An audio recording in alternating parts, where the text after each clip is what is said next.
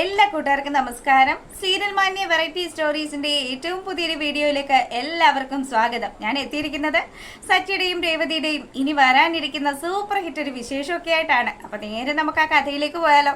അങ്ങനെ നമ്മുടെ ശ്രുതിയുടെ കല്യാണമൊക്കെ കഴിഞ്ഞിട്ടുള്ള ഒരു സീനാണ് കേട്ടോ. ശ്രുതിയുടെയും അതുപോലെ തന്നെ ശ്രുതിയുടെയും കല്യാണമൊക്കെ വളരെ ഗംഭീരമായി തന്നെ നടന്നു. അതിന്റെ സന്തോഷത്തിൽ ശ്രുതിയും ആ വീട്ടിലേക്ക് കാലെടുത്ത് വെക്കുന്ന സമയത്ത് ചന്ദ്രമതി ആണെങ്കിലോ വലിയ സന്തോഷത്തിലാണ്. താൻ ആഗ്രഹിച്ച് താൻ നേടിയെടുത്ത മരുമകളാണ് തൻ്റെ വീട്ടിലേക്ക് വലതുകാല് വെച്ച് വരുന്നതെന്നും പറഞ്ഞ് നമ്മുടെ രേവതി അവിടെ ഇട്ടപ്പെടാ പാടുപെടിയിക്കുകയാണ്. അപ്പൊ ഈ സമയത്തൊക്കെ ആണെങ്കിലോ ഇവർക്ക് നടത്തേണ്ടുന്ന ശാന്തി മുഹൂർത്തത്തിനും കാര്യത്തിനും ഒക്കെ നമ്മുടെ ചന്ദ്രമതി ആണെങ്കിൽ ഡേറ്റ് ഒക്കെ കുറിച്ച് വെക്കുകയാണ്. അപ്പം ആ വിവാഹ ദിവസം തന്നെ അവർക്ക് നടക്കേണ്ടുന്ന ചടങ്ങുകളൊക്കെ നടത്തണമെന്നൊക്കെ പറഞ്ഞ് അച്ചമ്മയോടും അതുപോലെ രവിയോടും ഒക്കെ സംസാരിക്കുമ്പം അവരെല്ലാരും പറയുന്നുണ്ട്, സച്ചിയുടെയും രേവതിയുടെയും കല്യാണം അല്ലേ കഴിഞ്ഞത്, അവർക്ക് വേണ്ടുന്ന ചടങ്ങുകളൊന്നും നമ്മൾ ചെയ്തിട്ടില്ലല്ലോ, അപ്പൊ അവരുടെ ചടങ്ങുകളല്ലേ ആദ്യം നടത്തേണ്ടതെന്ന് ചോദിക്കുമ്പോൾ അത് ഇനിയാണെങ്കിലും സംഭവിക്കാവുന്ന കാര്യങ്ങളൊക്കെയല്ലേ ഉള്ളൂ. ഇപ്പൊ എന്തായാലും സുധിയുടെയും അതുപോലെ ശ്രുതിയുടെയും കല്യാണം കഴിഞ്ഞു, അതുകൊണ്ട് തന്നെ അവർക്ക് വേണ്ടുന്ന ചടങ്ങൊക്കെ ചെയ്യണം. രേവതി, നീ ഒരു കാര്യം ചെയ്യ്, കുറച്ച് പൂക്കളൊക്കെ കൊണ്ട് ഈ ബെഡ്റൂമൊക്കെ ഒന്ന് അലങ്കരിക്കുമെന്നും പറഞ്ഞ് രേവതിയോട് ഇങ്ങനെ ചന്ദ്രമതി സംസാരിക്കുമ്പോൾ രേവതി ആണെങ്കിലോ അമ്മ ഈ പൂക്കളൊക്കെ കൊടുക്കാനുള്ളതാണ്, ഇതൊക്കെ ഓരോ കസ്റ്റമേഴ്സിന് കൊടുക്കേണ്ടതാണ് എന്നൊക്കെ പറഞ്ഞെങ്കിലും അവളുടെ അമ്മായിയമ്മ ഇതൊന്നും കേൾക്കാൻ കൂട്ടാക്കുന്നില്ല. നീ ഇച്ചിരി പൂവൊക്കെ കെട്ടി കൊടുത്തത് കൊണ്ട് നിനക്ക് എന്ത് ലാഭം ഉണ്ടാകാനാണ്? നിനക്ക് വേണ്ടത് പണമല്ലേ, ആ പണം ഞാൻ നിനക്ക് തന്നോളാം, അതുകൊണ്ട് നീ ആ കാര്യങ്ങളൊക്കെ ചെയ്താൽ മതിയെന്നും പറഞ്ഞ് ചന്ദ്ര ദേഷ്യപ്പെടുമ്പോഴത്തേക്കിനും രേവതി ആണെങ്കിലോ അമ്മ ഞങ്ങൾ ചെയ്തുകൊണ്ടിരിക്കുന്ന ഒരു ബിസിനസ് അല്ലേ ഇത്, അപ്പം ഇതിനങ്ങനെ ഞങ്ങൾക്ക് സ്ഥിരം കസ്റ്റമേഴ്സും ഒക്കെ ഉണ്ട്, അവർക്ക് കൊടുത്തില്ലെങ്കിൽ പിന്നെ ഞങ്ങൾക്ക് ആ ഒരു ഓർഡർ കിട്ടില്ല എന്നൊക്കെ പറയുന്നുണ്ടെങ്കിലും ചന്ദ്രമതി അമ്പിനും വില്ലിനും അടുക്കുന്നില്ല. നിന്നോട് പൂ കെട്ടാൻ പറഞ്ഞിട്ടുണ്ടെങ്കിൽ പോയിരുന്ന് പൂ കെട്ടിയാൽ മതി, ഇപ്പൊ നിനക്ക് എൻ്റെ പുതിയ മരുമകൾ വന്നതിൻ്റെ കുശുമ്പല്ലേ എന്നൊക്കെ ചോദിച്ച് ചന്ദ്ര തൻ്റെ സ്വഭാവം എടുക്കുമ്പോഴത്തേക്കിന് രേവതിയാണെങ്കിലോ ഇനിയൊന്നും ഇവരോട് പറഞ്ഞിട്ട് കാര്യമില്ല, ഉള്ള പൂവൊക്കെ ഇവർക്ക് കെട്ടിക്കൊടുത്താൽ ഇവർ അടങ്ങുള്ളൂ എന്ന് വിചാരിച്ച് അവൾ ആ റൂമിലേക്ക് പോവാണ്. അപ്പം അച്ചമ്മ അങ്ങോട്ട് അങ്ങനെ ആ ഒരു സീൻ കഴിയുമ്പോഴാണെങ്കിലോ നമ്മുടെ അച്ചമ്മ റൂമിലേക്ക് ചെല്ലുകയാണ്. അച്ചമ്മ ചെന്നതും എന്താ മോളുടെ മുഖത്തൊരു വിഷമമൊക്കെ ഉള്ളത്, എന്ത് പറ്റി, ചന്ദ്ര വല്ലതും പറഞ്ഞോ എന്ന് ചോദിക്കുകയാണ്.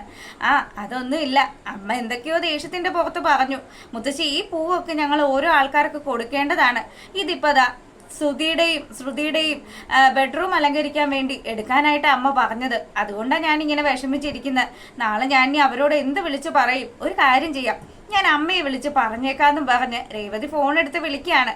അപ്പം അമ്മ ലക്ഷ്മി അമ്മയാണെങ്കിൽ കാര്യങ്ങളൊക്കെ കേട്ടു. മോളെ ഇനി ഇതിന്റെ പേരിൽ ഒരു വഴക്ക് വേണ്ട, അമ്മ രാവിലെ കൊടുക്കാനുള്ള പൂക്കളൊക്കെ അത് അമ്മ തന്നെ അറേഞ്ച് ചെയ്തോളാന്നും പറഞ്ഞ് ഫോൺ വെക്കുകയാണ്. പിന്നീട് നമ്മുടെ മുത്തശ്ശിയാണെങ്കിലോ അവർക്ക് ഇന്ന് ഫസ്റ്റ് നൈറ്റും കാര്യങ്ങളും ഒക്കെ ആണല്ലോ നടക്കുന്നത്, അതുകൊണ്ട് മോളെ നിനക്കും ആഗ്രഹങ്ങളൊക്കെ ഉണ്ടാവില്ലേ എന്നൊക്കെ ചോദിച്ച് മുത്തശ്ശി നമ്മുടെ രേവതിയോട് സംസാരിക്കുമ്പം അവളാണെങ്കിലോ അതൊക്കെ നടക്കേണ്ടുന്ന സമയത്ത് തന്നെ നടക്കും മുത്തശ്ശി, ഇപ്പൊ തന്നെ മുത്തശ്ശി ഒന്ന് ആലോചിച്ച് നോക്ക്, എത്ര പ്രാവശ്യമാണ് ഞാൻ ഈ ഒരു കാര്യത്തിന് വേണ്ടി ഒരുങ്ങിക്കെട്ടിയിരുന്നത്, അതും മറ്റേ ജൗളിക്കടയിലൊക്കെ ഇരിക്കുന്ന ബൊമ്മ മാതിരി ഇരുന്നത്, അതുകൊണ്ട് ദയവ് ചെയ്ത് ഇനി അത് നടക്കേണ്ടുന്ന സമയത്ത് നടന്നോളൂ എന്നും പറഞ്ഞ് അവൾ ആ പൂ കിട്ടുന്ന കാര്യങ്ങൾ ചെയ്തോണ്ടിരിക്കുകയാണ്. അപ്പൊ അങ്ങോട്ടേക്ക് രവി വന്നതും രവിയോട് അമ്മ കാര്യങ്ങളൊക്കെ പറയുകയാണ്. ചന്ദ്രത തൻ്റെ മൂത്ത മകന്റെ ആദ്യരാത്രിക്ക് വേണ്ടിയിട്ടുള്ള ഒരുക്കങ്ങളൊക്കെ ചെയ്യാണ്, അതുകൊണ്ട് ഇവർക്കും അങ്ങനെയൊക്കെ സന്തോഷിക്കണമെന്നുണ്ടാവില്ലേ, നമുക്ക് അവർക്ക് വേണ്ടി ഒരു ചടങ്ങും ചെയ്തിട്ടില്ലല്ലോ, കല്യാണ ദിവസം ചെയ്യുന്ന ചടങ്ങുകൾ പോലും നമ്മൾ ചെയ്തിട്ടില്ല, അതുകൊണ്ട് നമുക്ക് അതൊക്കെ ഒന്ന് ചെയ്താലോ എന്ന് പറയാ, ഇന്ന് ഇവർക്കും കൂടി നമുക്ക് ആദ്യരാത്രി വെച്ചാലോ എന്നുള്ള കാര്യമൊക്കെ രവിയോട് സംസാരിക്കുമ്പോഴത്തേക്കിനും രവി ആണെങ്കിലോ സച്ചി ഇതിനൊക്കെ സമ്മതിക്കണ്ടേ അമ്മേ,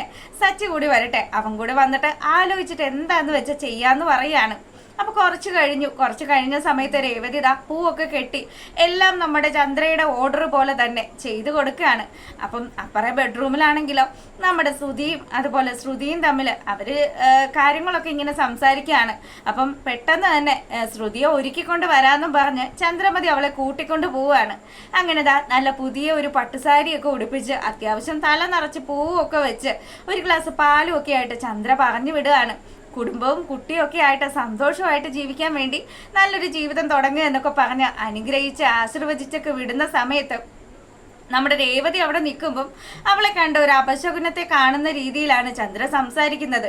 അപ്പം പെട്ടെന്ന് തന്നെ പുള്ളിക്കാരിക്ക് അത് ഫീൽ ചെയ്തു. അവളാണെങ്കിൽ അങ്ങ് കരഞ്ഞു അങ്ങോട്ട് പോകുന്ന സമയത്ത് സച്ചി അങ്ങോട്ട് വരികയാണ്. സച്ചിയാണെങ്കിലോ എന്ത് പറ്റി, നിനക്ക് എന്താ സങ്കടവും ചോദിക്കുമ്പം അല്ല അവിടെ അമ്മ ഇത്ര കണ്ട് ആഗ്രഹിച്ച് അവർക്ക് വേണ്ടി ഓരോ കാര്യങ്ങളൊക്കെ ചെയ്യുന്ന കാണുമ്പം എനിക്കൊരു വിഷമമാണ് എന്നും പറഞ്ഞ് ഇവളിങ്ങനെ സംസാരിച്ചതും അതിനെന്താ ഇപ്പം നിനക്ക് എന്താ വേണ്ടത്, നിനക്ക് എന്ത് ഇഷ്ടമുണ്ടെങ്കിലും എന്നോട് പറയും, ഞാൻ സാധിച്ചു തരാമെന്നും പറഞ്ഞ് സച്ചിയാണെങ്കിൽ അവളുടെ ഇഷ്ടത്തിന് നിൽക്കുകയാണ്. അപ്പോൾ പെട്ടെന്ന് അച്ഛമ്മ വന്നിട്ട് പറയുന്നുണ്ട്, ദേ നിങ്ങളുടെ കല്യാണത്തിന്റെ അന്ന് ചെയ്യാത്ത പല ചടങ്ങുകളും ഒക്കെ ഉണ്ട്. നമ്മുടെ കുടുംബത്തിന്റെ സമ്പ്രദായം അനുസരിച്ചിട്ടുള്ള ഒരു ചടങ്ങും ചെയ്തിട്ടില്ല. അതുകൊണ്ട് ദേ സച്ചിയോട് പറയാണ്, നീ ഒരു കുടത്തില് കുറച്ചധികം വെള്ളം എടുത്തോണ്ട് വാ, കുറച്ച് മഞ്ഞൾ കലക്കിയ വെള്ളമായിരിക്കണം. അതിനകത്ത് നമുക്ക് ചെറിയൊരു പരിപാടിയുണ്ട്. ആ സമയം കൊണ്ട് ഞാൻ കുറച്ച് പപ്പടമൊക്കെ കാച്ചിക്കൊണ്ട് വരാമെന്നും പറഞ്ഞ് അച്ഛമ്മ കിച്ചണിലേക്ക് പോവാണ്. അപ്പം നല്ല അടുക്കളയിൽ നിന്ന് നല്ല സൂപ്പർ മണം വരുമ്പോൾ രവിയാണെങ്കിലോ അങ്ങോട്ട് വന്നിട്ട് അച്ഛമ്മയോട് ചോദിക്കുന്നുണ്ട്, അല്ലമ്മ ഇത് എന്താണ്, അമ്മ ഇവിടെ എന്താ പാചക പരീക്ഷണത്തിലാണോ എന്ന് ചോദിക്കുമ്പോൾ, എടാ പൊട്ടാ, രേവതിക്കും സച്ചിക്കും വേണ്ടിയിട്ട് ചെറിയൊരു ചടങ്ങൊക്കെ നടത്താമെന്ന് വിചാരിച്ചു. അതുകൊണ്ടാണ് ഞാനിവിടെ പപ്പടം കാച്ചുന്നത്. ഈ പപ്പടം തലക്കടിക്കുന്ന പരിപാടി ഉണ്ടല്ലോ ചില കല്യാണ വീടുകളിൽ, അത് തന്നെയാണ് സംഭവം. അങ്ങനെ സച്ചിയും രേവതിയും ഒക്കെ അവിടെ വന്നിരുന്നു. രവിയാണെങ്കിൽ വരുന്ന സമയത്ത് ചന്ദ്ര നല്ല ഉറക്കാണെന്ന് മനസ്സിലാക്കി തന്നെയാണ് റൂമിലേക്ക് കടന്നു വരുന്നത്. അവിടെ വന്നിരുന്നതും അച്ഛമ്മ തൻ്റെ ഭർത്താവ് നൽകിയ മോതിരം അതെടുത്ത് സച്ചിയുടെ കയ്യിലേക്ക് കൊടുത്തിട്ട് ഇത് ഈ കുടത്തിനകത്തോട്ട് ഇടാൻ പറയുകയാണ്. പെട്ടെന്ന് തന്നെ ഇത് നിങ്ങൾ തങ്ങളിൽ ആർക്കാണോ ഏറ്റവും അധികം ബലമുള്ളത്, പരസ്പരം വിട്ടുവീഴ്ച ചെയ്ത് ആരൊക്കെയാണ് മുന്നോട്ട് പോകുന്നത് എന്നൊക്കെ അറിയുന്നതിന് വേണ്ടി പണ്ട് കാലത്തെ ചെയ്തിരുന്ന ചടങ്ങാണ് എന്നും പറഞ്ഞ് അച്ഛമ്മ ആ മോതിര കുടത്തിനകത്തേക്ക് ഇട്ടു. അപ്പോൾ പെട്ടെന്ന് തന്നെ നീയാ ഞാനാ എന്നുള്ള രീതിയിൽ രണ്ടുപേരും കൈയൊക്കെ ഇങ്ങനെ മടക്കി ശക്തി പരീക്ഷിക്കാൻ തുടങ്ങുകയാണ്. അങ്ങനെ ആ കുടത്തിനകത്ത് കൈയിട്ടു. അവസാനം നമ്മുടെ രേവതിയുടെ കയ്യിൽ മോതിരം കിട്ടുമെന്നാകുന്ന സമയത്ത് സച്ചി ചെറിയൊരു കള്ളക്കളി കളിക്കുകയാണ്. അവനാണെങ്കിൽ അവളുടെ കൈക്ക് ചെറിയൊരു നുള്ളും കൊടുത്ത് മോതിരം നൈസായിട്ട് അടിച്ചു മാറ്റി. ദേ ഇത് കണ്ടോ, ഇത് ഞാൻ തന്നെയാ ഇതിൽ ജയിച്ചതെന്ന് പറയുമ്പോൾ ശരിയാ ജയിച്ചത് തന്നെയാണ്, നീ കള്ളക്കളി കളിച്ചതല്ലേ കള്ളാന്നും പറഞ്ഞ് സച്ചിയെ കളിയാക്കുകയാണ് രേവതി. അപ്പോഴാണ് നമ്മുടെ അച്ഛമ്മയും അതുപോലെ തന്നെ രവിയും മനസ്സിലാക്കുന്നത് ഇവളുടെ കൈക്കൊരു നുള്ളു കൊടുത്തിട്ടാണ് അവൻ മോതിരം കയ്യിലാക്കിയതെന്ന്. അങ്ങനെയാണെങ്കിൽ സച്ചി നീ തോറ്റുപോയി കേട്ടോ, നീ ഈ മോതിരം രേവതി മോളുടെ കയ്യിൽ അണിയിക്കുക എന്നും പറഞ്ഞ് പെട്ടെന്ന് അച്ഛമ്മ കാര്യങ്ങൾ പറഞ്ഞപ്പം അതുപോലെ തന്നെ സച്ചി ചെയ്യുകയാണ്. അങ്ങനെ അവർ തമ്മിൽ അങ്ങനെ അവിടെ വെച്ച് ഒരു നല്ല രീതിയിലുള്ള ഒരു കണക്ഷൻ ഉണ്ടാകുകയാണ്. അപ്പോൾ പെട്ടെന്ന് തന്നെ അച്ഛമ്മ പറയാണ്, ഇനി ഒരു പരിപാടിയും കൂടി ഉണ്ട്, ദാ ഈ തലയിൽ കൂടെ പപ്പടം അടിക്കുന്ന പരിപാടി. അപ്പം രണ്ടുപേരും അങ്ങനെ തലയിൽ കൂടി പപ്പടമൊക്കെ അടിച്ചു. അങ്ങനെ അവർ തമ്മിൽ നല്ല സൂപ്പറായിട്ട് ആ ഒരു കാര്യങ്ങളൊക്കെ അവർ നല്ല രീതിയിൽ തന്നെ എൻജോയ് ചെയ്യുക. അപ്പം ചന്ദ്രമതി എന്ന് പറയുന്ന ബാധ അപ്പുറത്ത് കിടന്ന് ഉറങ്ങുകയല്ലേ മോനേന്ന് അച്ഛമ്മ ചോദിക്കുന്നുണ്ട്. അതെ അമ്മേ, അവൾ നല്ല ഉറക്കമാണ്. അവളിപ്പം വിചാരിച്ചു വെച്ചിരിക്കുന്നതേ മകനും മരുമകളും ഒക്കെ അപ്പുറത്തെ റൂമിലുണ്ടല്ലോ, അവരുടെ ആദ്യ രാത്രിയും കാര്യങ്ങളും ഒക്കെ ഗംഭീരമാകാൻ വേണ്ടിയിട്ട് പ്രാർത്ഥിച്ചിട്ടൊക്കെ കിടക്കുകയാണ് അവള്.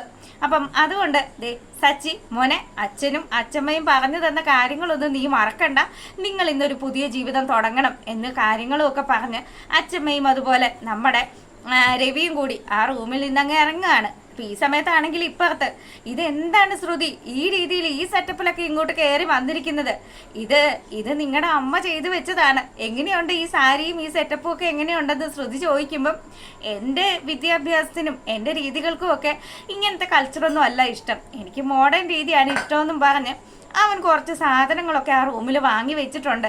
ഇതൊക്കെ എടുത്ത് നമ്മുടെ ശ്രുതിക്ക് കൊടുക്കുമ്പം നല്ല മോഡേൺ ആയിട്ടുള്ള ഒരു ഡ്രസ്സും നൈറ്റ് ഡ്രസ്സും അതുപോലെ തന്നെ കുറച്ച് കഴിക്കാനായിട്ട് ജില്ലെന്നിരിക്കാൻ വേണ്ടിയിട്ട് ഇച്ചിരി ഐസ്ക്രീമും ഒക്കെ വാങ്ങി വെക്കുക. പക്ഷേ ഐസ്ക്രീം വാങ്ങിച്ചു വെച്ച സമയം വൈകിപ്പോയത് കൊണ്ട് തന്നെ ആ ഐസ്ക്രീം എടുത്ത് ശ്രുതിയുടെ കയ്യിലേക്ക് കൊടുക്കുന്ന സമയം അത് ഫുള്ളും വെള്ളമായി ഇരിക്കുകയാണ്. അപ്പം ഇതെങ്ങനെ ഇനിയിപ്പോൾ നമ്മൾ കഴിക്കാനാ? ഒരു കാര്യം ചെയ്യും, ഞാൻ വേറെ കുറച്ച് സ്വീറ്റ്സും അതുപോലെ ചെറിയൊരു ലിക്കർ സെറ്റപ്പും വാങ്ങിച്ച് വെച്ചിട്ടുണ്ട്, ഇത് നമുക്ക് കഴിച്ചാലോ എന്ന് ചോദിക്കുമ്പം എൻ്റെ പൊന്നോ ഞാനിങ്ങനെയൊന്നും കഴിക്കില്ല എന്ന് പറഞ്ഞ് അവളാണെങ്കിൽ ഇങ്ങനെയൊക്കെ പറയുന്ന സമയത്ത് നീ ഇപ്പം ഞാൻ പറയുന്ന കാര്യങ്ങളൊക്കെ കേൾക്ക്, വേഗം പോയി ഡ്രസ്സ് ചേഞ്ച് ചെയ്തിട്ട് വാന്നും പറഞ്ഞ് ശ്രുതി അവളെ പറഞ്ഞു വിടുകയാണ്. അതേപോലെ തന്നെ അനുസരിച്ചു നമ്മുടെ ശ്രുതിയാണെങ്കിൽ ഡ്രസ്സൊക്കെ മാറി വരുമ്പോൾ കാണുന്ന കാഴ്ച ആ റൂമാണെങ്കിൽ ഫുള്ളും ലൈറ്റും അതുപോലെ മെഴുകുതിരിയും പൂക്കളും ഒക്കെ കൊണ്ട് നല്ല സൂപ്പറാക്കി അലങ്കരിച്ച് വെച്ചിരിക്കുകയാണ്. അങ്ങനെ അവരും അവരുടെ പുതിയൊരു ജീവിതം തുടങ്ങുന്ന ആ ഒരു സമയം ഈ കാര്യങ്ങളൊന്നും അറിയാതെ ചന്ദ്രമതി തൻ്റെ മൂത്ത മകൻ്റെ കുഞ്ഞ് എത്രയും പെട്ടെന്ന് ഉണ്ടാകുമെന്നുള്ള ശുഭപ്രതീക്ഷയിൽ കിടന്നുറങ്ങുന്ന കാണിക്കുകയാണ്. അപ്പം ഇതാണ് ഇനി വരാൻ പോകുന്ന ഒരു എപ്പിസോഡ്. അപ്പം നിങ്ങൾക്ക് ഇഷ്ടപ്പെട്ടാൽ സബ്സ്ക്രൈബ് ചെയ്യുക, ലൈക്ക് ചെയ്യുക, കമൻറ്റ് ചെയ്യുക. അപ്പോൾ ഓക്കെ, ബൈ.